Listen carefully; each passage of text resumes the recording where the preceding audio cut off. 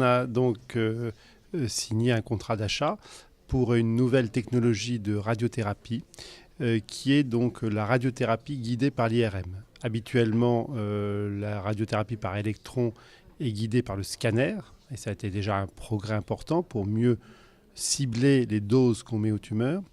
Mais on sait que ces tumeurs bougent pendant le traitement, dû notamment à la respiration.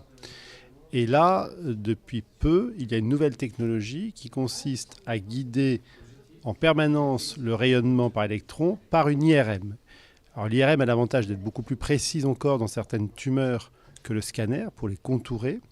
Et en même temps, cette nouvelle technologie permet d'adapter les doses de rayons en permanence pendant même que la tumeur bouge.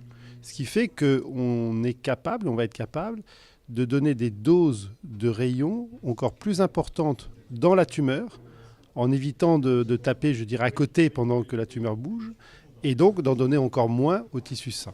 Et les grands enjeux, c'est de continuer à innover, à être dans l'innovation à la fois technologique, à la fois de recherche. Et donc, par exemple, nous faisons un appel aux dons pour acquérir aussi une nouvelle technologie de recherche qui est le CITOF, qui est un nouvel appareil, une nouvelle machine qui va permettre de détecter cellule par cellule tout ce qui se passe dans une tumeur et de pouvoir mieux encore cibler les traitements.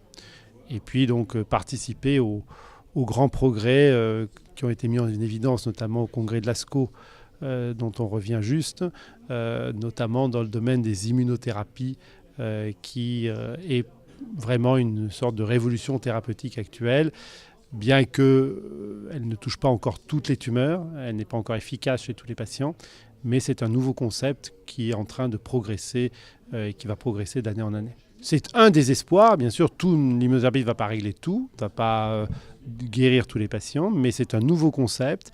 On pense qu'on va progresser encore dans ce concept. L'acquisition de ce CITOF va dans ce sens pour essayer de mieux définir les populations de patients qui vont bénéficier de ce traitement. Mais voilà. Et puis bien sûr, il y a des tas d'autres progrès thérapeutiques qui sont en cours.